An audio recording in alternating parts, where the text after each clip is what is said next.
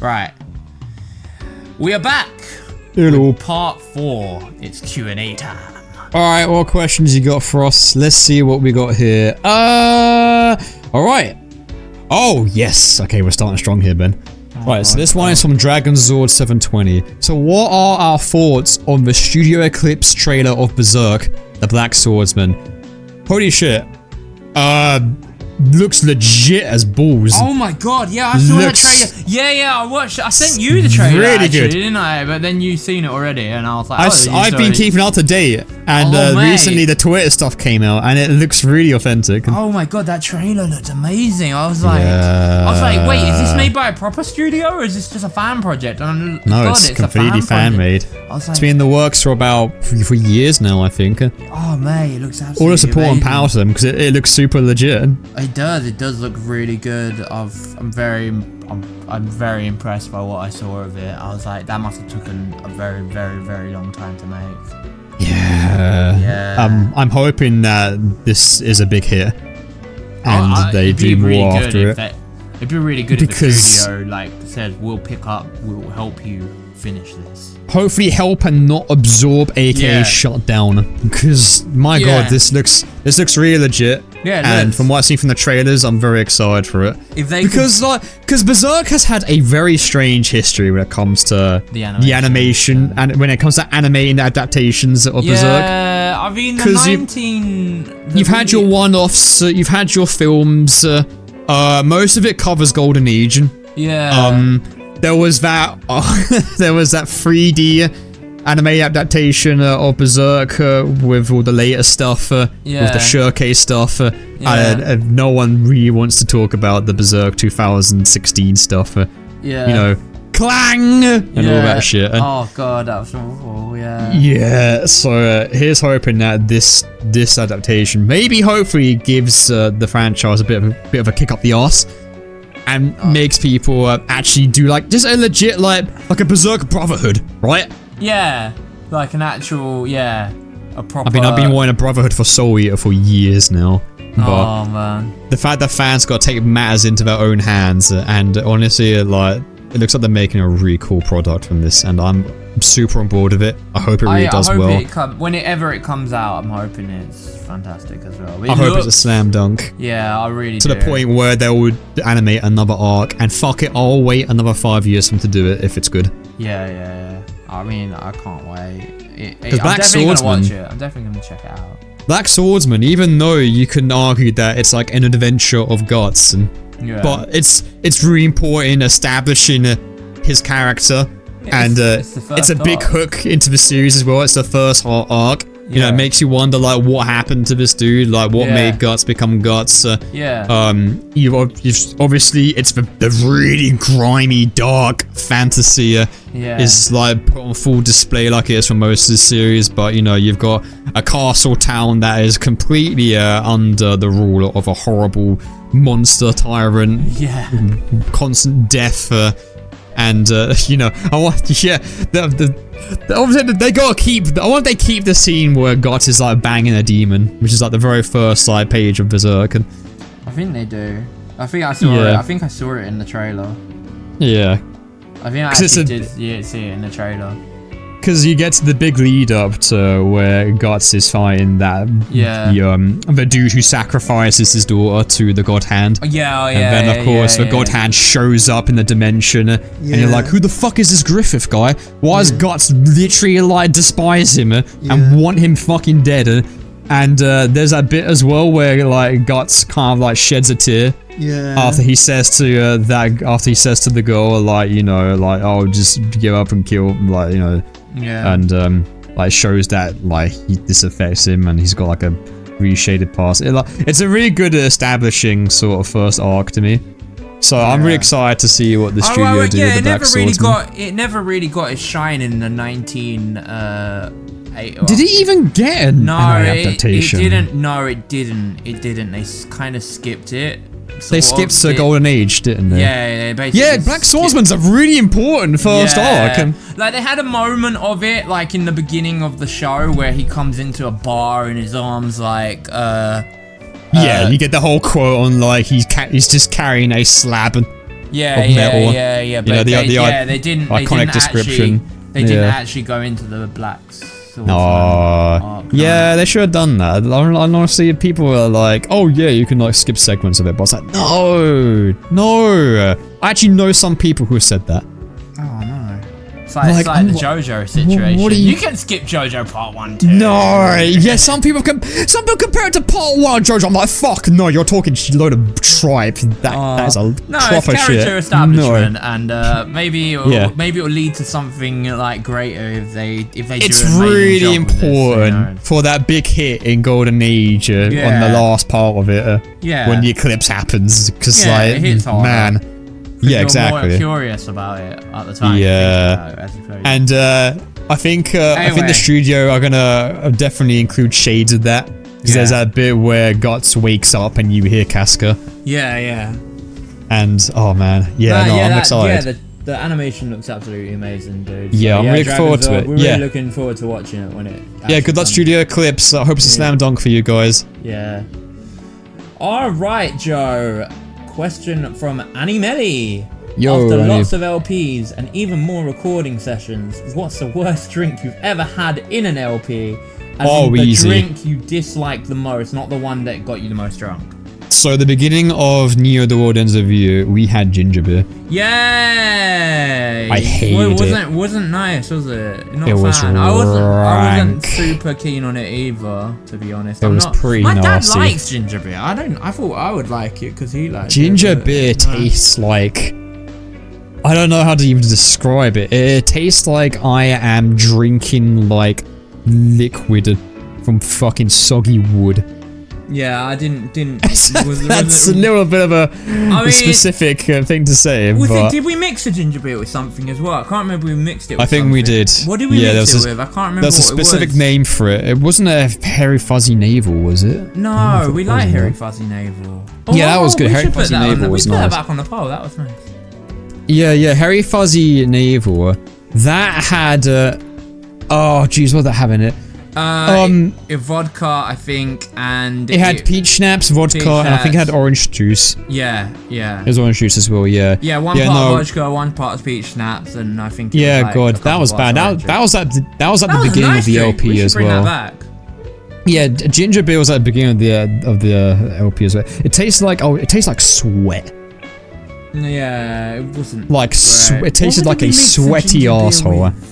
I don't know, but honestly, I don't care. I don't even want to remember because that was rank. Yeah, we won't probably put it back up on the poll. Tasted like a sweaty ass. It was rank. It was really fucking probably mank, dude. not one for the polls anymore.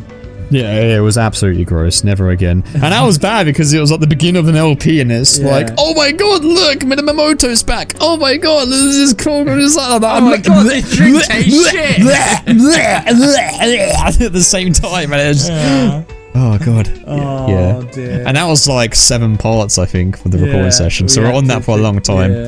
Yeah, ginger beer is gross. Never again. Not a fan. Alright.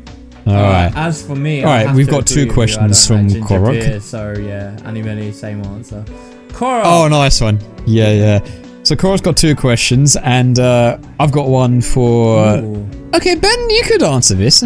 In fact, this is kind of like so. Ned Scribbles also has a similar question, where on the topic of Souls, and is it okay if I merge these 2 together, kind of? You can do that. I mean, we can. So if they're both like similar, we can try to. Which one are you looking at? So Ned Scribbles asks if Ben had ever gotten behind a controller for any of the Souls games on the channel instead of me. How would you rewrite the play family's entire lineage, including builds, and what ending route you would do? And also, if we're going to mix Koroks in here, what ultimate talents would you let them have if we're going to mix Danganronpa stuff in there? Oh, okay. And also, you both mentioned One-Shot Killer, which I am shocked that you 2 both remember. Oh man, true. Because One-Shot Killer is something I would like to erase, which I tried to erase with a lore run on stream, and it seems like that has not worked. He's still around. He's still around. Go for it, Ben. How would you change all the stuff if you were behind the controller? I mean, like, I think if I was in the controller, it would definitely... Ben, you've gone quiet. Oh, hello? Hello? Oh, you're back now, you're back. You sort of drifted off into the atmosphere there. You come back. I think if I was behind the controller, I definitely don't think I would be... Like, I know, like, because the games are hard, right? They're like... Pretty challenging. They are hard, they are tough, they are challenging. I don't think I would have... I don't know, because I love the look of like the close combat and shit, but I just don't think I would be like as close combated as you are, because like obviously you're really good with like pulling off like the like dodges and stuff. I feel like I'd probably be a coward and use like long range shit. You'd be magic? Probably be more leaning into that's the ironic. magic. Yeah, I know. Do you remember back in Dark Souls 1 when you said that you got really drunk and you were like, magic's for pussies, and we got a bunch of comments going, how dare you! Oh, well, I guess tables have turned. Oh yeah, if I was behind the controller, I would be absolutely like probably on the magic stuff. Yeah. Oh wow, turns have tabled. I'm just not as good as you with like close combat. You're so good at close. Well, you don't know that. The thing with these games is that it's all about learning. The whole point is that you get good at learning the patterns. Like you get your arse slammed and your them. Cheeks clapped, and then you learn not to get them clapped again. Yeah, but sometimes you see the patterns way before I see him. I'm like, holy shit, how do you see that? I'm like, yeah. well, Ben, there is a learning curve to dodging long range and mid range as well. It's not like the bosses are going to be constantly going at you close range. I know there is a learning curve, but it's like a whole different can of worms almost. It's like a different method to tackling the challenge and the problems, which is what these games are all about. So you'd have your own experience doing that, I would feel, doing long range and mid range. God, if I ever... But how would you change the lineage, right? The lineage, I don't think I would. The play family. I mean, that again, maybe I would change Playdonia because I wouldn't be long range. Because I'd be long range, so he would be like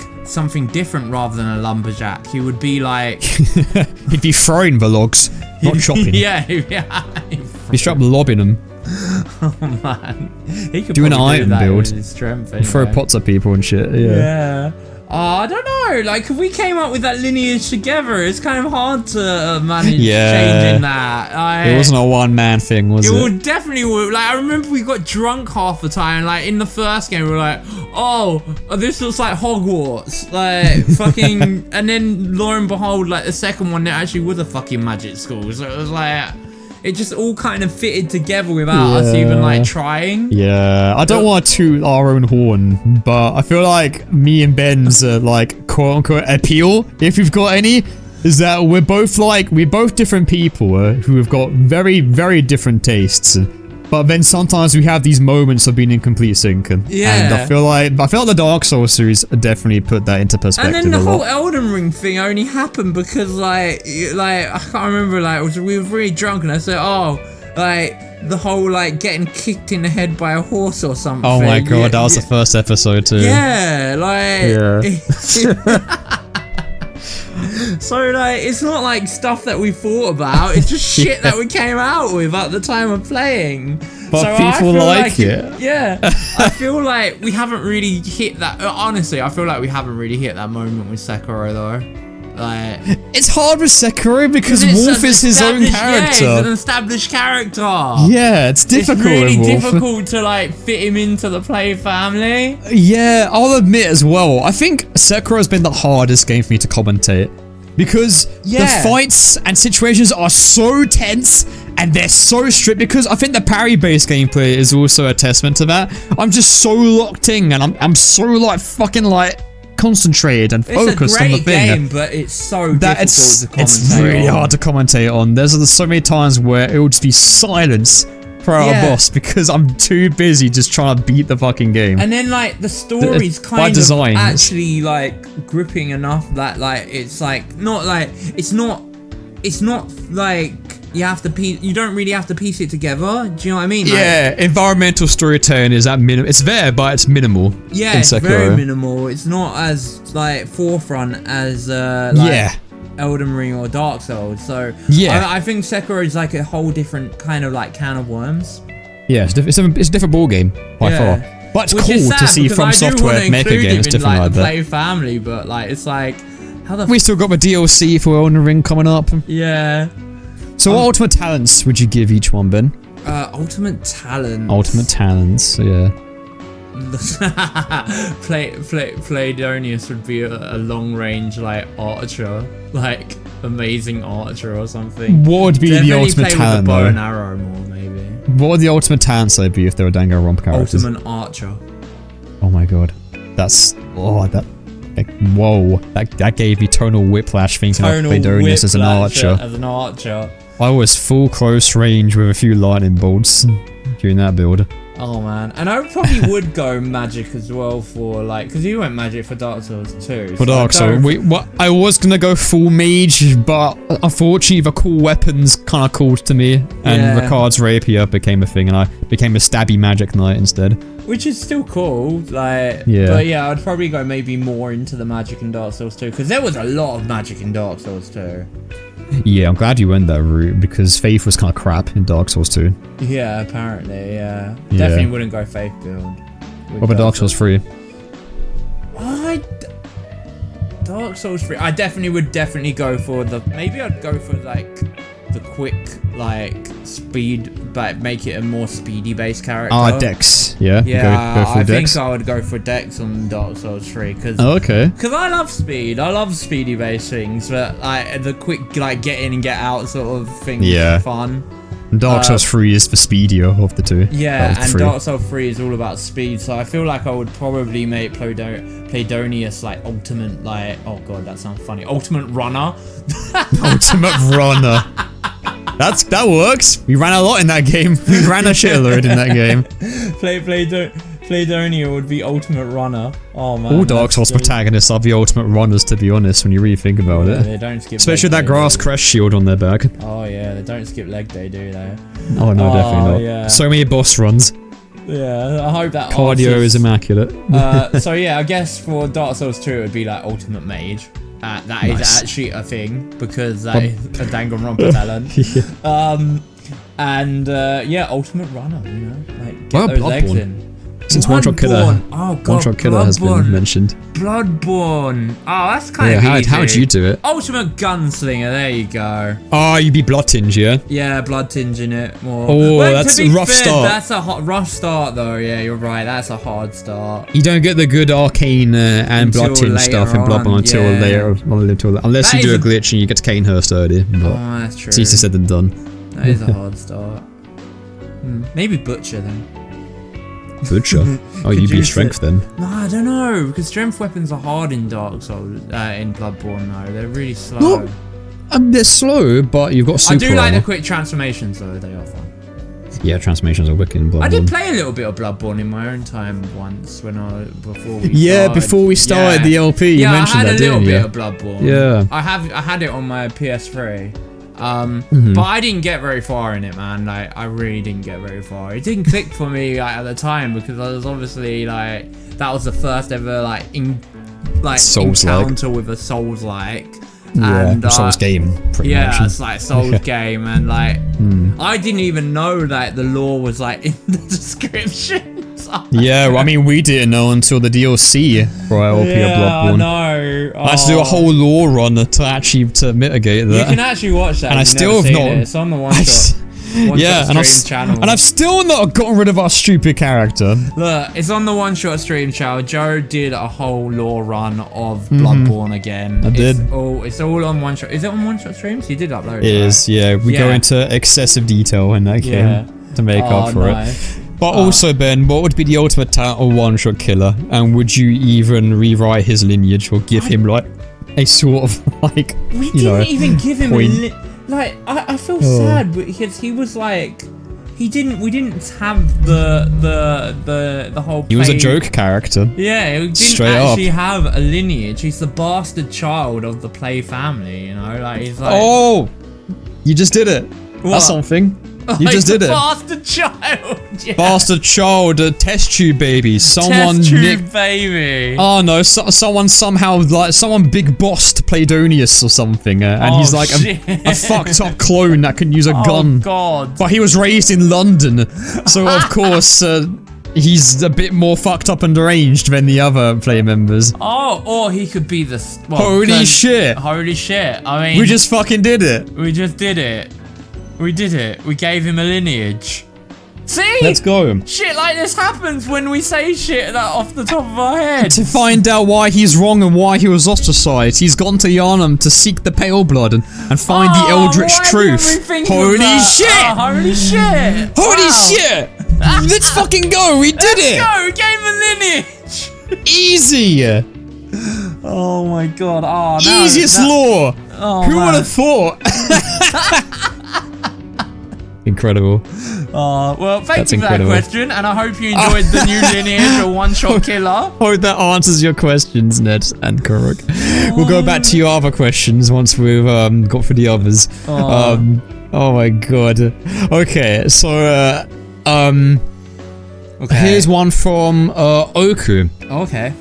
So Oku asks, which media, so this could be from movies, TV shows, or games, has left you emotionally drained and depressed due to its subject matter and outcome of the story? So examples of that would be Requiem for a Dream, The Mist, and Nier Replicant. I mean, Nier is definitely a big example up there. Nier's absolutely up there. It's left me emotionally drained. I feel like that is actually the biggest stuff. Nier Automata as well was one as well. Oh yeah. Yeah, like the ending C and D were very big ones for me when I played those in my own time. Yeah. I had to take a break. It was like, wow, what is happening? Oh, I'll tell you what. I'll tell you one that left me really like emotionally drained. I streamed it, Omori. Oh yes, Omori is also one. That's a good one actually. Omori was Ooh, I won't spoil Omori because I don't want to spoil Omori. But no, yeah, Omori is was a really good. Like that was heavy as shit, man. Like after I finished that, I was like, because I know there's more content to Omori, but I've just never gone back to it. Yeah, because there's a Switch version that's got like more boss fights and stuff like that. Yeah, the Switch version has got more I need to get back on that actually. I actually should go back and play that now that I think about it. But Omori, it's a game where it's like I can't go back. Yeah, it's hard to. I can't. I'm not strong enough. You know, characters are so well written, and then like you get to know them so well, and then it's like, oh my god. You got the true ending, didn't you, Ben? I did get the true ending. The fact that there's another ending here in Omori, it's like, and it requires a route. It requires you. It requires you to deviate, and it's like. I can't, man. I can't do this. I don't know if I could go that route though. Like, I can't. It's too painful. I can't do that again. Like, I got my task and I'm like, done. No. If Undertale has to Undertale vibes kick in, and it's like I am not changing the timeline. No. I mean, I do want to see what it does, but at the same time, I'm just like, it's like morbid curiosity more than like actually. Yeah. That's the point of Undertale, though, and honestly, that's another game which left me very emotionally drained. Yeah. Especially Genocide Path. Well, like, I mean, yeah, it's like a big like meme now, and everyone knows about it. But when it first came out, when it first became a thing, that shit was wild. Well, Joe, I got one for you that you also thought about. And I've got another one too, which you might mention. Well, not just Undertale, Deltarune chapter 2. Yeah, I was going to mention it too. Yeah, I streamed Snowgrave too as well as Valoran. And people who watch that stream can attest to what that did to me live. That was so uncomfortable. Like, I had to take breaks during the stream. I was like... And people were just spamming the smiley face and that was like audience emotional torture there. To the point where I had to fucking stop multiple times, and there's a reason why I think the Deltarune streams are. I think they're some of the most viewed streams or one-shot streams on the VOD channel. Yeah. Because that game has an effect on people, and it had an effect on me, that's for sure. Yeah, Snowgrave was fucking heavy, man. Yeah. Drakengard is also a very heavy I've never series. Like obviously watched like the Drakengard or played the Drakengard stuff. Oh god, don't play it. Yeah. I mean, obviously when you play it, you get more of a hit from it, but it's a fucking chore. Yeah. It's a mind-numbing experience. And I think it's by design, because you remember how fucking mind-numbing the side quests were, and the outcomes for the side quests were near replicant. Yeah, it wasn't or too imagine bad, that. yeah. Or imagine that, but it's the entire gameplay of a game. Yeah. Like it's put in gameplay. Oh no, that sounds quite boring actually. It's a shitty Dynasty Warriors game. Oh. I love the story, the themes that I mean, it's I'll say it's an experience. Yeah. Whether you like it or hate it, I would say that it will be an experience. Yeah. Oh, well, I hope that answers your question, Oku. In terms of TV... yeah, I've got one for a film. Yeah, film. Yeah. What have you got for film? I've got films that have made me bawl my hours out. Big Fish. I can't watch that film anymore. Oh, yeah. Because that's kind of like, yeah, man, even just talking about it makes me a little bit emotional. Oh no, sometimes you just got that film. Warhorse! This is a fucking horse named Joey. It's part of the war. And back when I was 16, I mean, Toy Story 3 came out at such a good part in our lives. Yeah. Well, Toy Story 3 was the emotional one, wasn't it? Yeah. Oh yeah, man. Yeah. I mean, like, because we grew up with Toy Story, and the main character Andy also grows up, so that was just a perfect period for Toy Story 3 to come out. Then 4 comes out, and I don't like talking about 4 to be honest, but like after 3 it was great. Yeah, I'll tell you one that left, movie for me that absolutely killed me, like emotionally drained, was what was the dog film? Marley and Me. Oh my god. Yeah. Oh yeah. My god, that came. I watched that at the worst time possible, dude. Yeah, it was meant to be a funny dog, like, you know, it was advertised like funny dog comedy, and we had just lost, like, recently had just lost a dog, like, had to put a dog down, and oh my god, with me, everyone was crying in the cinema. It was like one of them films where I can't watch that film again, man. I can't blame you. Yeah. So yeah, I hope that answers your question. TV shows. Big examples. TV shows. Don't really think TV shows have actually. Edge Runners was quite a heavy hitter, surprisingly. Oh god, yeah, Edge Runners did. Yeah, I felt sad after Edge Runners. Edge Runners made me shed a tear. Yeah, Edge Runners made me shed a tear. Especially in the final minute when it was said and done. And like that bit was like really well done, where it was a really simple moment, but it was an effective moment. It's the bit while, you know, I really want to stay here, it's like playing, and like there's the reflection, and then it disappears, and then the smile, and oh shit, just talking about it gets me a bit teary-eyed. Oh like, yeah, that was it's the Homelander gif where it's like it's so simple, but it was perfect. Down to the last minute detail. That shot was perfect. Oh fuck! I'm getting upset just talking about it. So that's what I've got so far. Well done, Oku. I'm getting drained on the subject matter. Just talking about the subject matter. So there's your evidence. Oh man. Oh god. Yeah, Edge Runners. That song's sad. Yeah. Oh, alright. Neon then. Let's see. Ben, what was your favorite drink you did for an LP? Favorite drink I did for an LP? Yeah. Or like made, or? Yeah, made, drunk, flavor. Oh, I really liked, you know what, we were talking about it, but I really liked the Hades drink we had. Oh, Nectar. Yeah, we had our version of that, didn't we? It was really good. That was so good. We should bring that back for the polls. I don't remember how to make it though. It's been a while. I've got the recipe hiding around somewhere. I think it was orange juice. No, it wasn't. It was mango juice, actually. Yeah, it was mango. It was really thick. It was a thick drink, wasn't it? Yeah. I liked that drink. That was really nice. Yeah. It was made with honey syrup. That's why it was thick. Yeah. It was mango juice and honey syrup, and I think there was another. There was alcohol. I think it might have been vodka. I can't remember. I think it was like a one ingredient away from being a screwdriver. Yeah, it was really nice though. Yeah, that was delicious, man. I love that. We should bring that back as well. We should, yeah. Well, Hades too. But the buzz for Hades is back now, thanks to Hades 2. So maybe that could be an excuse to let it back out. Oh. Yeah, so I'd say that, to be honest. I really loved that. It was really drink. nice. That was such a nice drink. I really enjoyed delicious. that one. Yeah. What did we call it? Nectar. We just called it nectar, didn't we? Nectar, yeah, we did. Yeah. My favourite was, I've got fond memories of, another cocktail we made. We made the cerulean, we made the crimson. Oh, the crimson flask of tears. Yeah, that was really for nice. our final Elden Ring recording. That was a really lovely delicious. Drink, but it was so many ingredients. Loads of ingredients. I had to bend myself backwards to get the ingredients for the Elden Ring drink, but fuck me, man, that was delicious. A lovely drink. It was really worth it in the end. Yeah. I'm trying to remember what the ingredients were. I think I got the description actually in the final parts of the recording session. I think you actually do. You've got. Here we go. So that was comprised of. Oh my god.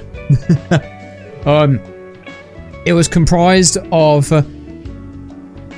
We had our own version of it because we didn't have all the ingredients. We couldn't get all the ingredients. Because some of them were American exclusive.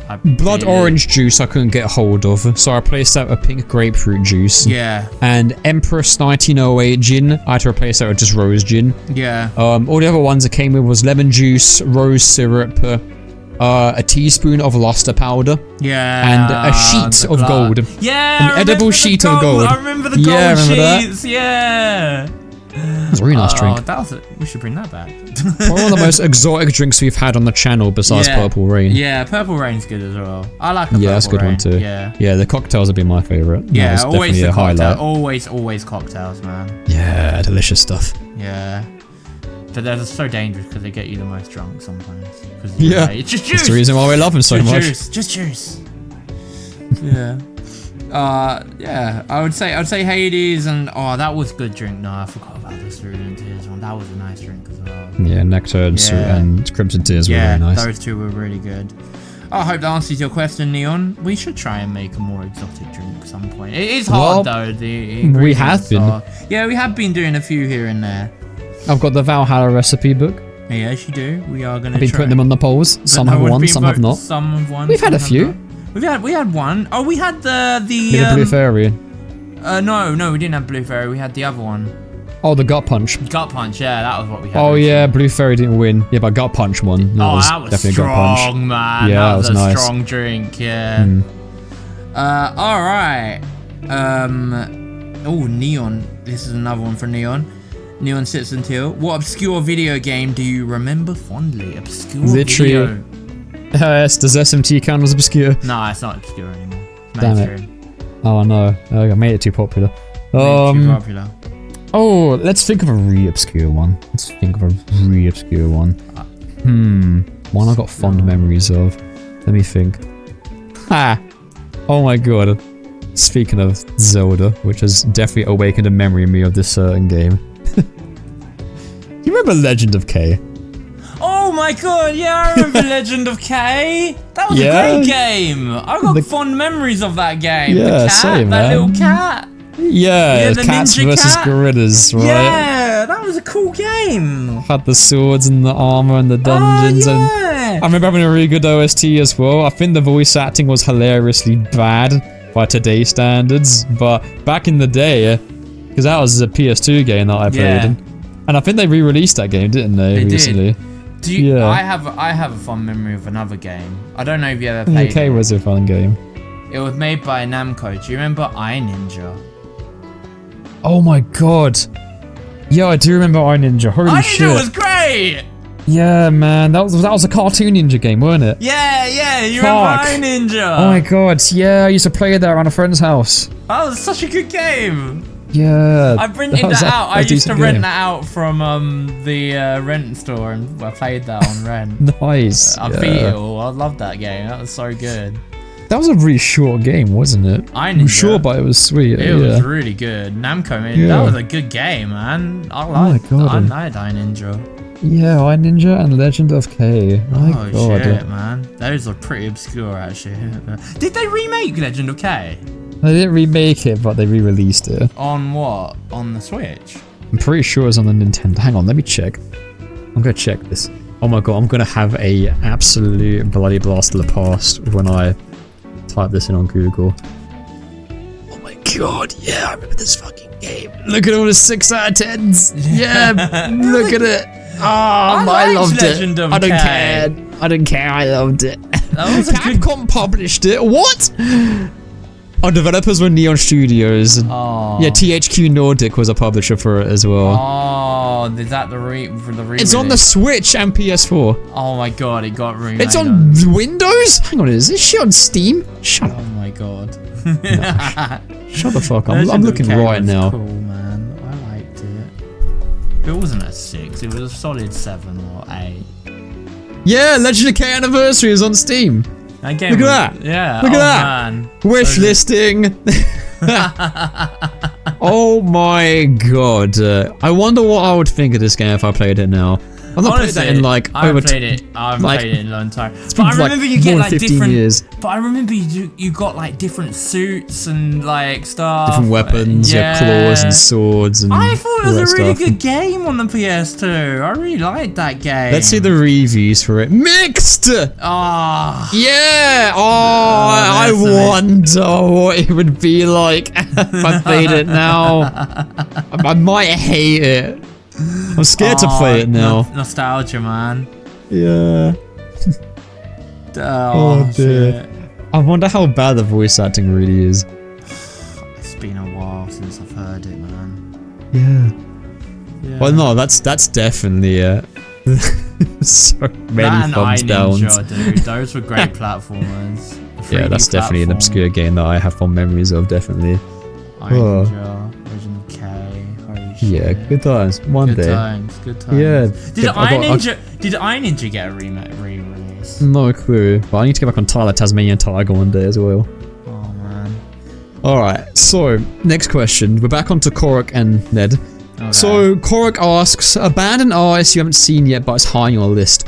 Oh, that's a good question. Right, so let's see, I'm seeing Foo Fighters, I'm seeing Sleep Token, I recently saw Bruce Dickinson's solo show, which was really good. It's basically Iron Maiden, but just Bruce Dickinson, which was pretty cool.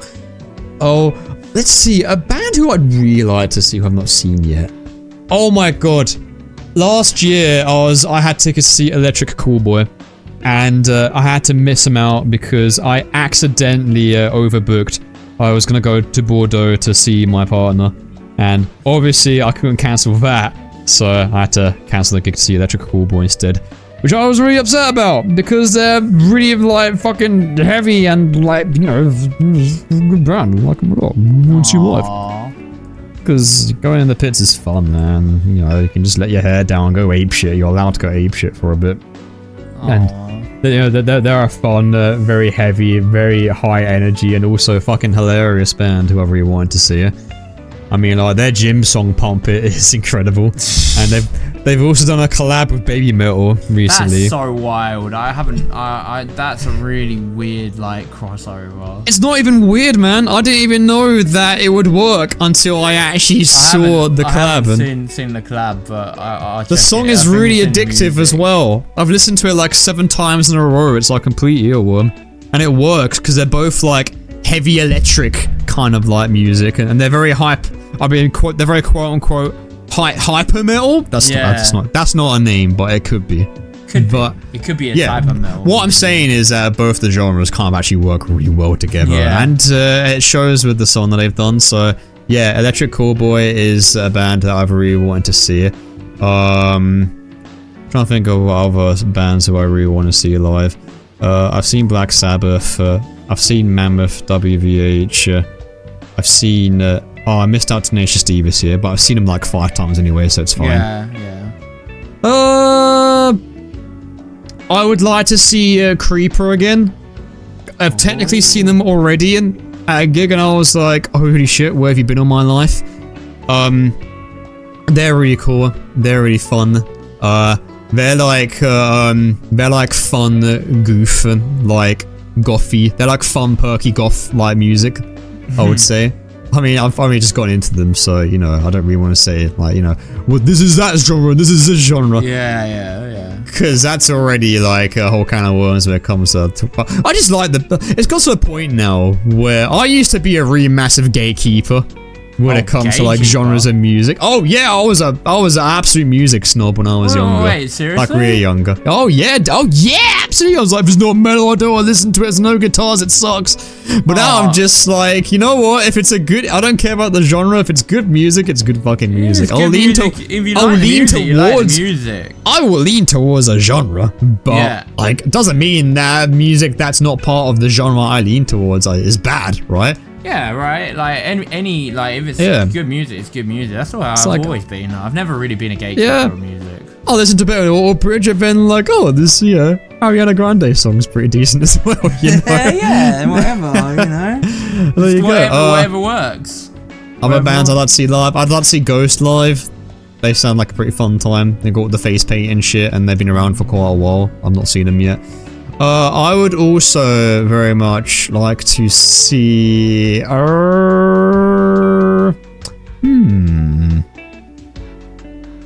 That's kind of it from what I can think of from the top of my head. Yeah, there's loads of bands I still want to see. I've seen loads, but there's still loads that I want to see too. I mean, you want to see them before they're not on the circuit anymore. That's the thing, right? Sometimes they go off the circuit and never come back. Yeah, I would have seen Motorhead 10 times if it wasn't for the fact that Lemmy sadly passed away in 2016, I think it was. Yeah. Because I actually had the show. You had the ticket. I've got the ticket to Hammersmith Apollo, which would have been the 10th show that I had seen.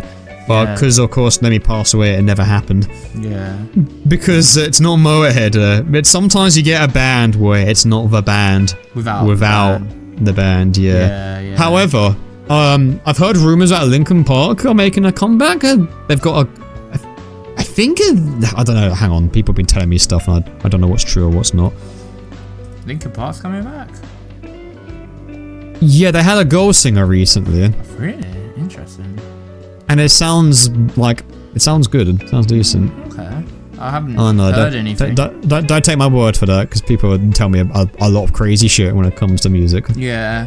I haven't heard anything, so yeah. But no, those are bands I'd love to see one day. Definitely correct. They're on my list. Yeah. Okay. Need to go ape shit and go crazy again. All that good stuff. And now we've got one last question from Ned Scribbles. Here we go, Ned Scribbles. Of all the Souls NPCs that you've ever interacted with, including Sekiro so far, which ones from each game that has left the most lasting impression on you, whether it's from their design, personality, side quest, or even lore? This includes boss characters as well, Artorias, Nameless King, etc. An extra point for me. Joe, since you've played AC6 and Liza P. Oh, there you AC6 is Armor Core 6, yeah. I mean, the easy one to go for is Patches, right? Oh man, Patches. Since he's in almost every single one, and he's iconic. He's an asshole in all of them, so it's like cool, but he goes through a legit arc in Dark Souls 3. Yeah. Oh god, yeah, he does. Yeah. Especially with his whole identity crisis and him forgetting in the DLC. Yeah. That was a pretty pivotal moment for the character in that game. Oh yeah, all the bad stuff he's done.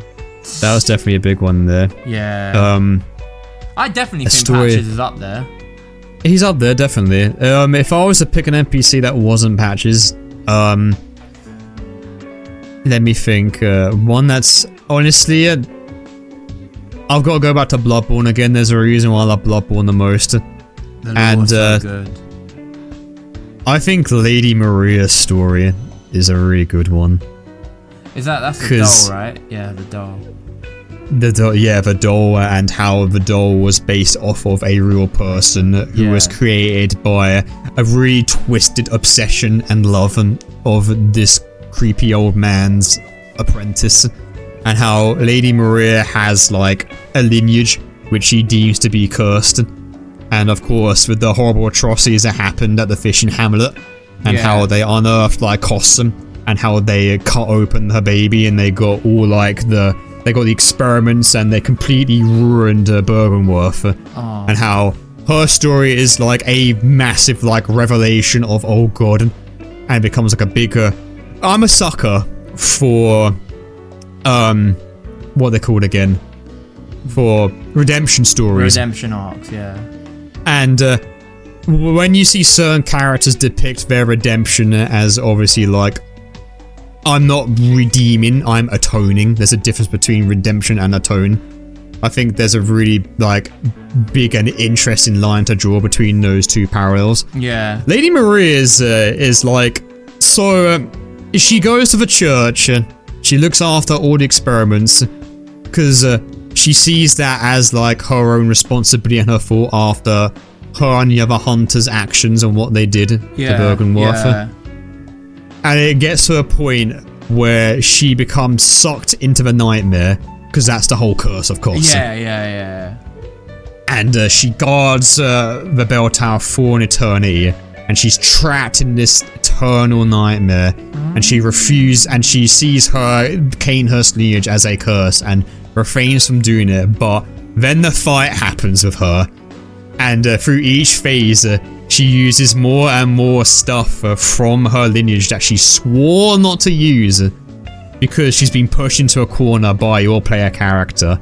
And it's telling because she throws her weapon into the well because she wants nothing more to do with it. Yeah. But she's got to use it because she wants to protect the secrets of Bergenworth. Of course. She doesn't want anything else more to do with it. Yeah. And it's a really sad and tragic story.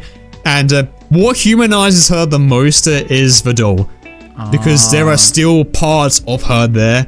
And there is a bit when you give her a certain thing, and then the doll actually sheds a tear. And it's like, that's, if you know like the lore and you've got this like depiction of it, and of course German as well being perpetually trapped in the nightmare, and how he is out there to kill you, so you don't have to take his place, which you actually do in one ending. Because he is like, because these are like, these guys have done some bad things. I'm a sucker for bad people who have come to the realization they seal the door, they recognize the heel turn, and they're like, oh god, I've done a terrible thing. Like, what I've done is actually unforgivable. Like, there's no coming back. And then they stop other characters from like doing the same thing or going the same. I'm a fucking sucker for that. There's a character in Yakuza 4 who is a really good character who's going through the exact same thing. And that's I'm a sucker for like redemption arcs. Yeah, and like there's a whole like line between like, are you actually redeeming yourself or are you like stopping? And what even is redemption? Is it when you stop someone else from doing that thing, or is it when you die? When you beat Lady Maria, you kind of like, you feel her relief. Yeah. And that shit's powerful. That shit's so powerful to me. Like, there's a reason why Bloodborne is still my favorite FromSoft game. There's a reson why it's a lot of people's favorite FromSoft game. It's because of the good lore. Yeah, and like the lore is the most open-ended in Bloodborne of all the games. Yeah. But when you really delve deep, my god, the reward is so good. Yeah. And it's a really powerful game. I mean, there's a reason why like Ping Ping Plong is memed. Yeah. But German's theme, that is like the epitome of like killing old men to sad music. It's iconic. Yeah. And when you get to that point, it's like, man, this isn't just like a Pling Pling Club Plong. This is happening. This is real. So yeah, man. Including, I would say Lady Maria and German are my big ones. Well, okay, since we're playing Sekiro, so far of the NPCs we met in Sekiro, who would you say has been your favourite? In Sekiro? Well, it's hard to say because I've not been in Sekiro. No, we're not beating them yet, but on... I feel kind of sorry for Wolf, to be honest. He's been crestfallen. Yeah. And now we've been going through stuff in the story which he's had to done some pretty drastic things. Yeah. And that's probably weighing heavily on his mind. The whole shit with Kuro and what he's about to do and what we think he might do and the implications of what he might do are a little bit of a cause for concern as well so far. Sculptor has definitely had some history as well from what we've gathered from all the alcohol lore. I think if I was going to choose, not from Sekiro, but if I was going to choose from NPC that I feel like we're really connected with was Bok. Oh, Bok. Yeah, man. Bok was... You know, Elden Ring? Yeah. He was the big Protect character. Yeah. You could not let a thing happen to him. I really felt that Protect for him. Like, I'm so glad he survived in our run. I'm so happy. I'm so happy he didn't have a grey rat moment, because that was sad in Dark Souls 3. Oh yeah, grey rat. Oh shit. Yeah. And have you seen what happens to Bok as well if you fuck up his quest? Have you seen that? The biggest one as well, like, just praise the sun, man. Like. Oh, Solar. Yeah, that was a big. Yeah, actually, yeah, that's a good one as well. Yeah. If you fail his quest line and you see the maggot, die. There was a reason I actually put Gervin's theme as an edit in the Dark Souls 1 LP of that, because I hit hard when we got to that bit. And we put Flaming Modes as well, which was hilarious. Yeah, we did. Yeah. That was good stuff, good stuff. Thank you for the question, Ned Scribbles. Oh shit, we've got to wrap up, man. I've got to go. Yeah, you gotta go. You gotta drive. I've got to drive. Thank you so much for watching, everyone. Cheers, guys. Thanks for the questions. Thanks for watching. Remember, if you wanna get these streams, if you wanna get these parts, these podcasts earlier, then you can go on the Dionysus for that. That's what the tier is for. But thank you guys so much for supporting and watching us as always. Thank you so much. Take care, everyone. Bye-bye. Bye.